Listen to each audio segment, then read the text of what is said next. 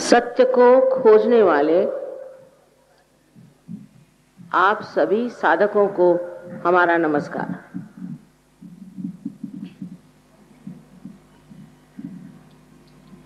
सबसे पहले ये जान लेना चाहिए कि सत्य है वो अपनी जगह पर है, उसे आप बदल नहीं सकते, उसकी आप कल्पना नहीं कर सकते और न ही आप उसे जान सकते। इस मनुष्य धारणा में आप सत्य को जान नहीं सकते। इस उत्क्रांति में, इवोल्यूशन में आप इंसान बन गए, लेकिन आपने एकमेव सत्य को नहीं जाना।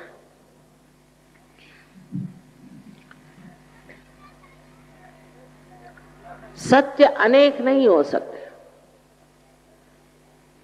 जब आप सत्य के प्रांगण में आ जाएंगे तो आपको आश्चर्य होगा कि सब लोग एक ही बात को सत्य मानेंगे। फिर किसी तरह का झगड़ा हो ही नहीं सकता, कोई उसमें वाद विवाद हो नहीं सकता।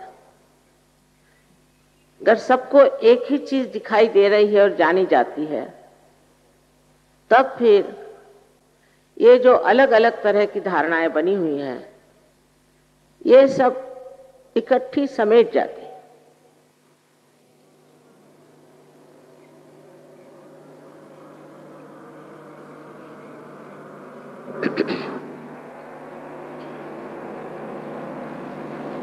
सबसे पहले तो मैं आपसे जो कुछ कहना चाहती हूं उस पर किसी तरह से भी आप अंधी श्रद्धा न रखें। कोई सी भी बात जो कही जाएगी उसको एक शास्त्रीय तरीके से देखा जाए।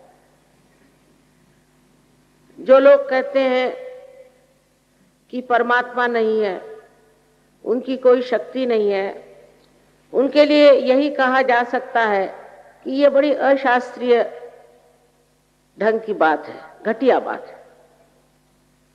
क्योंकि अगर आपने अभी पता ही लगाया नहीं कि परमात्मा है या नहीं और आप ऐसे ही कहते रहे कि परमात्मा नहीं है, तो ये बड़ी अहंकार की बात है। कम से कम शास्त्रीयता से इसको पता लगा ले। अगर वो है तो फिर तो मानना होगा। इसी प्रकार जो कुछ भी आज आपके सामने मैं निवेदन कर रही हूं, उसको आप पड़ताल लें, देख लें। अगर वो सिद्ध हो जाए तो एक ईमानदार इंसान के नाते आपको उसे मानना पड़ेगा। क्योंकि ये जो सत्य है, इसी से हमारे सारे प्रश्न छूट जाए। आपका जो व्यक्तिगत पर्सनल जो प्रश्न है वो तो छूट ही जाएगा, किंतु आपके समाज का, आपके देश का, यहां तक कि सारे विश्व के प्रश्न छूट सकते। इसका कारण यह है कि हम अपने अंदर की व्यवस्था को जानते नहीं कि परमात्मा ने हमारे अंदर कोई व्यवस्था बनाई है या नहीं। हम अपने को भी नहीं जानते। हाँ, कहने को हम कह सकते हैं कि ये मेरा घर है, ये मेरी मोटर है, ये मेरे बच्चे हैं। मेरे पर मेरा ये जिससे आ रहा है, ये मैं कौन? इस मैं को हम जानते नहीं। 3-4 किताबें पढ़ लेने पर सोचने लग जाते हैं कि हम बड़े जानकार। किताब पढ़ने से जानना नहीं हो सकता, वो बुद्धि पुरस्सर है, बुद्धि में बैठता है। लेकिन बुद्धि से परे जो सत्य है उसको जानने के लिए आपको एक और छलांग मारनी है, और वो है आत्म साक्षात्कार। क्योंकि सत्य ये है कि आप शरीर, बुद्धि, मन, अहंकार आदि जो उपाधियां हैं वो नहीं है। इसी से आप परेशान और त्रस्त हैं कि आप उन्हीं को मैं समझे बैठे, किंतु आप शुद्ध आत्मा है। अभी तक ये कार्य विशेषता इस महाराष्ट्र में होता था, किंतु परंपरा ऐसी थी कि एक गुरु एक ही शिष्य को ये आशीर्वाद देता। सो इसी महाराष्ट्र में ज्ञानेश्वर जी जैसे बड़े महान संत हुए। उन्होंने अपने गुरु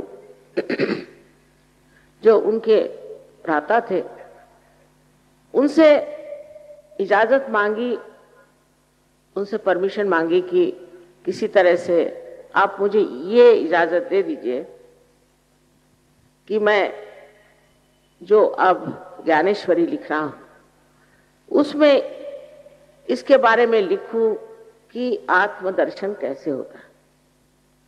और उन्होंने अपने 6ठे अध्याय में बहुत साफ तरीके से कुंडलिनी का वर्णन किया।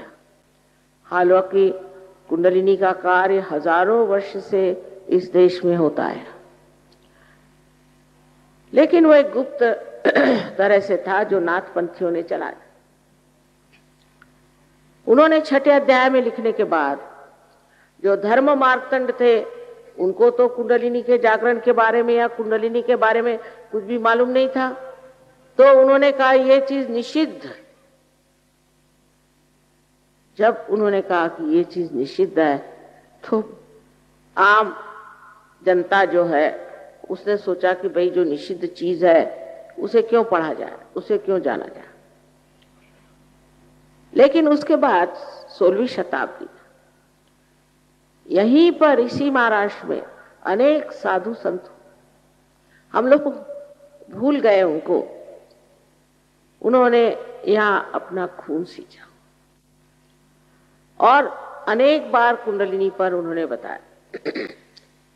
छत्रपति शिवाजी महाराज के गुरु रामदास स्वामी, उनसे पूछा गया कि ये कुंडलिनी का जागरण कितनी देर में होता है, तो उन्होंने कहा तत्क्षण, उसी क्षण होता है, किंतु लेने वाला चाहिए और देने वाला चाहिए। ये सारी बातें अब किताबों में रह गई और बाकी सब बेकार की बातें आज समाज में फैल रही हैं। वो इस तरह से फैल रही हैं जैसे कोई आग फैलती, और हमारे समाज का सर्वनाश इसी फैलती हुई आग से होने वाला है, क्योंकि हमारे पास सत्य का दीप नहीं है। हम देख नहीं पाते कि कहाँ हम जा रहे हैं, हमारा रास्ता कौन सा है, हम किस मार्ग पे अग्रसर हो रहे हैं। विशेषकर विदेशी लोगों पर का असर स्वतंत्रता के बाद हमारे ऊपर बहुत जोरों में आ गया।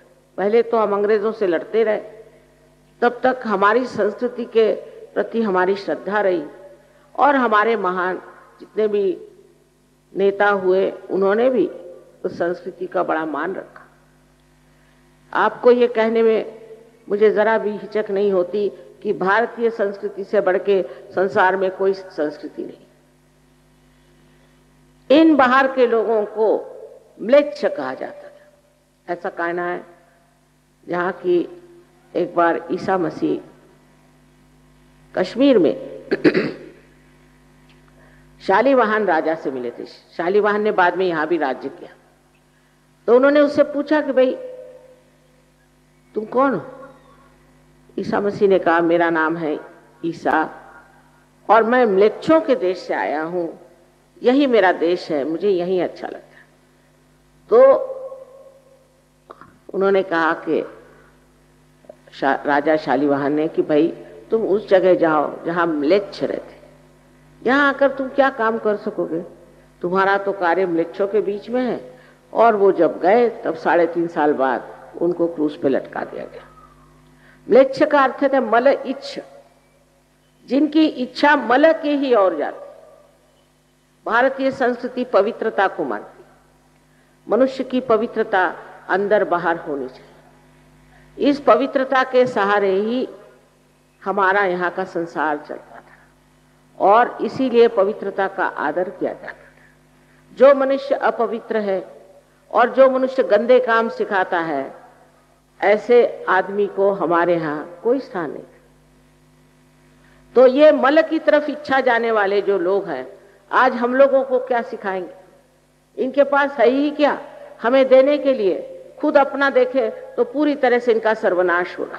आज मैं न जाने कितने देशों में घूमी हूं, उनके अंदर जो बिल्कुल मूलतः जो पवित्रता का विचार होना चाहिए वो ही नहीं है। वो तो समझते ही नहीं। न जाने कैसी कैसी बातें वो निकालते हैं। छोटे बच्चों को मार डालते हैं, उनको पता नहीं क्या करते हैं, दुनिया भर के गंदगी, मैंने नर्क से भी बदतर चीजें वो लोग करते हैं। उनसे हमें क्या सीखने का है? आजकल मैं देखती हूँ हर जगह हमारा भी वही हाल हो रहा है। हमारे बच्चे भी उनकी तरह गंदे कपड़े पहन के घूमते हैं। गंदगी तो उनके जीवन का लक्ष्य ही है और उसी ओर जाते हैं। और हजारों वर्ष से हमने इनको म्लेच्छ कहा। इनसे कुछ सीखने लायक नहीं। भारतीय संस्कृति के और फिर से आप मुड़िए। इसका मतलब मैं नहीं कह रही कि कोई धार्मिकता का वो झंडा लेके चले हैं, कुछ नहीं। धर्म अपने अंदर होता है। जब तक वो जागरूक नहीं होता, किसी भी धर्म का नाम लेना बिल्कुल व्यर्थ बात है। कोई हिंदू हो, चाहे मुसलमान हो, ईसाई हो, कुछ भी हो, वो हर तरह का पाप कर्म कर सकता है। उसको कोई धर्म रोकता है? कोई रोक नहीं सकता।